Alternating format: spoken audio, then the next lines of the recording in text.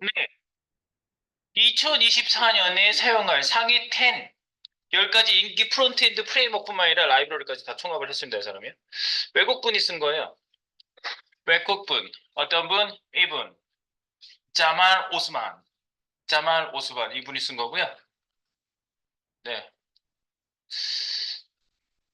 2024년 10가지. 뭐가 있을까요? 프론트엔드 개발자들이 이제 쓰는 것 중에 1번으로 꼽힌 게 바로 반응하다. 이게 그 영어를 번역을 너무 심하게 해서 그래요. 리액트. 리액트 반응하다. 리액트입니다.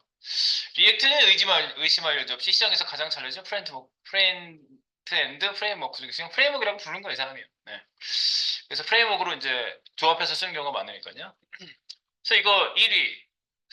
역시 데이터 바이딩을 하는 아주 좋은 놈이다. 그러니까 장점, 단점도 얘가 이제 많이 써놨어요.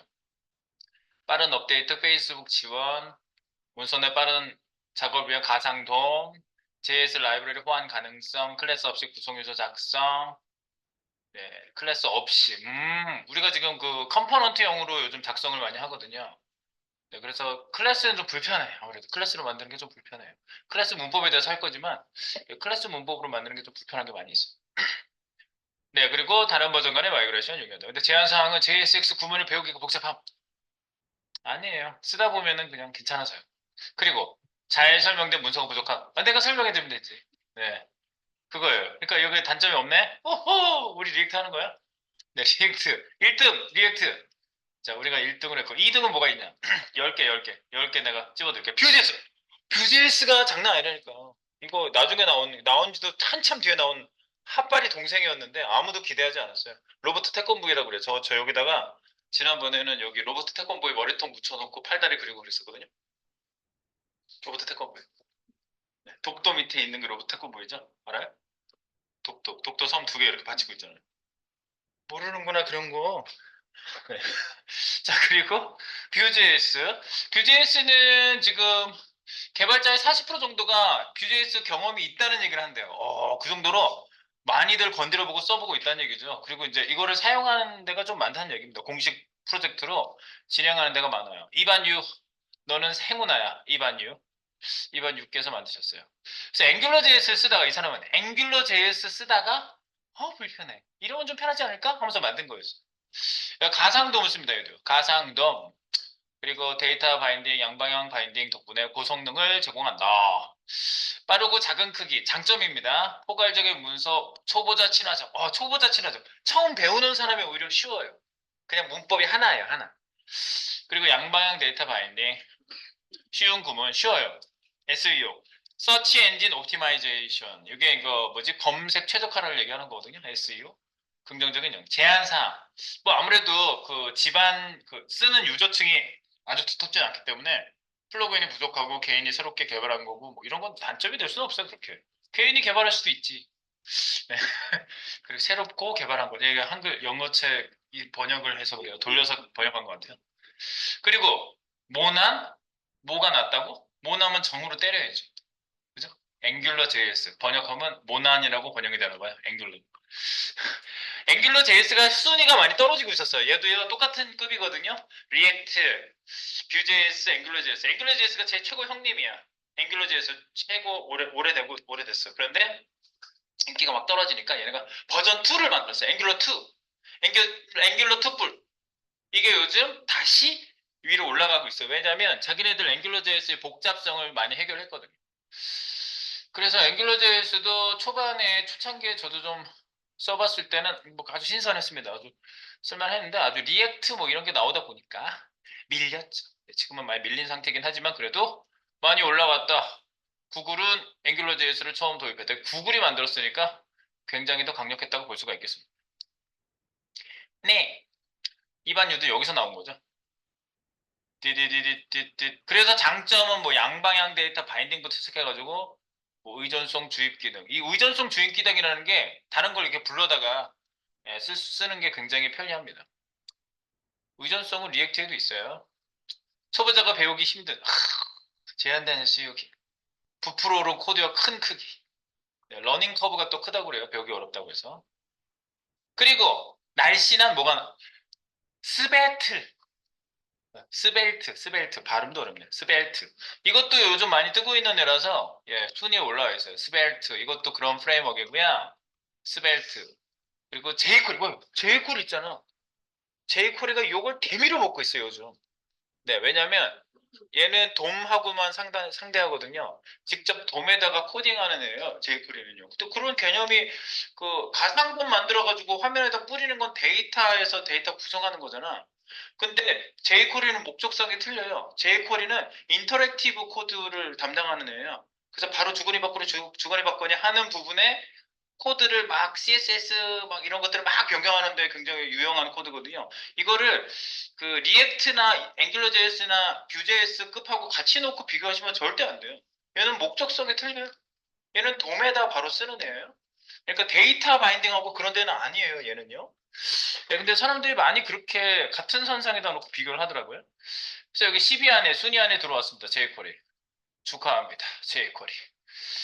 그리고 제이쿼리. 초보자 친화적, 일하기 편하다. 플러그인 가득 차 있다. 근데 지금 굉장히 커뮤니티가 워낙 커요, 얘는요. 예, 돔 조작을 위한 다양한 도구. 예, 이런 게 돼 있죠. 근데 이제 이거를 잘못 쓰면은, 약간 애플리케이션을 느려지게 만든다든가 뭐 이런 현상이 나타날 수 있습니다. 왜냐면 달러를 남발하면 안 돼. 돈을 막 남발해서 달러 어쩌고 계속 쓸 때마다 달러 어쩌고 하면은 안 된다고요. 네, 그런 것들이 좀 주의사항이 되겠고요. 타다 남은 거. 엠버라는 애도 요즘 뜨고 있는 언어고요. 뜨고 있는 프레임워크입니다. MVVM, 엠버. 네, 이렇게 생긴 애가 엠버인가 봐요. 요 동물이. 네, 그 이름 땄고요. 엠버도 있고요. 이건 요즘 막 떠오르는 거라서 등뼈? 등뼈가 뭐지? 백본이라고 하는 이름. 이걸 그냥 번역이 등뼈로 됐어요. 백본이 백본. 나 등뼈 배우고 있어요, 요즘. 그러면 이거 백본 배우고 있는 거예요. 네. 백본 프레임워크, 자바스크립트 프레임워크입니다. 이것도 이제 뭐 뜨고 있는 샛별이고요. 그다음에 나온 지는 좀 됐죠. 그리고 시멘틱 UI라는 게 있습니다. 이건 그냥 그대로 시멘틱 UI입니다. jQuery로 구동되는 시멘틱 UI. 프론트엔드 프레임워크. 네, 이게 jQuery로 구동되기 때문에 굉장히 또 jQuery 유저층에서는 굉장히 신선하게 받아들이는 그런 프레임워크입니다. 그래서 이 뭐지? jQuery하고 연결되는 것도 하나 더 있잖아, 그죠? 이렇게 앵귤러, 리액트 이런 애들과 원활한 통합이 가능하다. 이런 것들을 해주는 애가 바로 시멘틱 UI가 되겠습니다. 오! 이게 10개예요. 요즘 최신 2024년 이 9월 달에 이거 했나? 네, 어쨌든 요거 9월이 작년 거로. 네, 이렇게 되어 있고요. 근데 한 가지 글을 더 보겠습니다. 한 가지 글 더.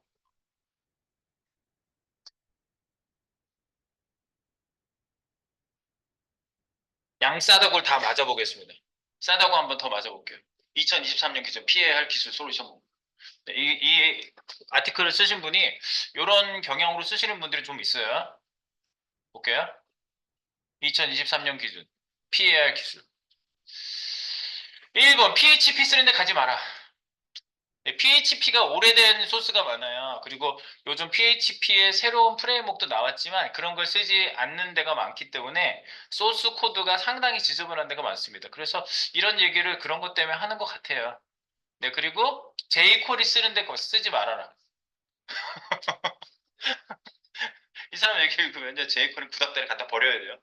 네, 갖다 버려야 돼. 쓰지 말아야 돼, 절대. 근데 내가 말했죠. 리액트하고 jQuery는 목적이 틀리다고. 목적이 틀려요.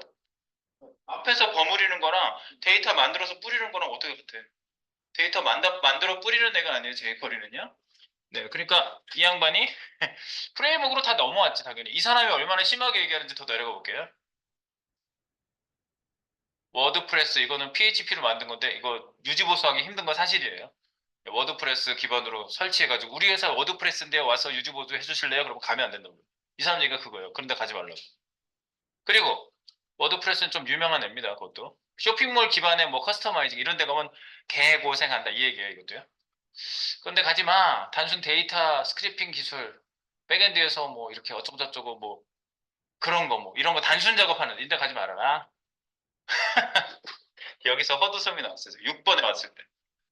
HTML, CSS 퍼블리싱 망하는 거야. 하지 마. 하지 마. HTML, CSS 요즘 안 해. 그 얘기. 이게 말이 돼요? 이거 말 안 돼요. HTML, CSS를 가지고 리액트에다 뿌리잖아, 우리. 근데 HTML, CSS만 하는데 가지 말라는데 HTML, CSS 퍼블리싱만 하는 데가 어디 있어요, 요즘? HTML, CSS 순수 코딩 화면 짱 열어놓고 HTML 하나씩 짜고 CSS 하나씩 넣고 그거는 이제 처음에 초기 데이터 구성할 때는 해야지 그 작업을. 그거를 패키징 해가지고 우리가 뿌리잖아요. 패키징해서 뿌리잖아요. 그러니까 여러분들이 2차 프로젝트 이제 하실 때 초기 작업은 이렇게 화면에다가 뿌려졌을 때 원형을 먼저 만들고 그거를 패키징 하시는 거예요. 패키징 기술이 리액트예요. 아시겠죠? 네, 코드 패키징. 네. 코드를 싸서 필요할 때 던진다고요. 예. 그겁니다. 그러니까 이 사람 얘기는 잘 생각하면 맞는 얘기인데 너무 지나치게 극단적으로 얘기를 했어요. 네. 그래서 제이쿼리와 함께 싸잡아서 없애버려야 될 것이라고 얘기했습니다. 저거 저쪽. 근데 이제 여기서 이 사람 얘기하는 거 진짜 이런 작업만 하는 데를 얘기하는 거예요. 그런 얘기고 그누보드 이런 것도 PHP 게시판류로 이렇게 유지보수하는 회사들이 있거든요. 네, 이런 회사도 가면 고생하니 가지 말아라. 발전성이 없다. 미래가 없다. 메타버스 키워드 들어간 애들 멋있어 보이지만 아니야. 이런 데도 가지 마라. PPT 기반 디자인 가이드 설계 디자인 하는데 좋을 것 같지? 아휴, 여기도 망하는 거다. 가지 마라. 솔루션 방식 포스팅 서버 DB로 사용하는 백엔드 이런 데도 가지 말아라. 이렇게 얘기하고 있는데 이 사람 얘기한 것 중에 뭐 일리는 있습니다만은 너무 한쪽으로 치우쳐서 얘기를 하고 있습니다. 그래서 여러분들 뭐 그런 얘기를 막 뭐지? 극단적인 막 이렇게 얘기를 하면은요, 여러분들이 기술적 중립을 지키세요. 뭐 그런 기술 쓰는 데도 있고 저런 기술 쓰는 데도 있고 나는 뭐 이런저런 기술을 섭렵하고 싶습니다. 이렇게 얘기하면 되는 거고 회사에서 쓰는 방향성에 맞게 기술을 구사하시면 되는 겁니다. 그래서 저는 여러분에게 jQuery 많이 할 건 아니에요. 근데 jQuery도 소개하는 거는 jQuery에 대한 어느 정도 이 포션이 있다는 얘기죠. 네, 그러니까 여러분들이 그런 것도 좀 알고 가십사 하는 겁니다. 아시겠죠? 네. 그래서 제가 봤을 땐 나름 재밌는 이야기였습니다. 재미있으셨죠?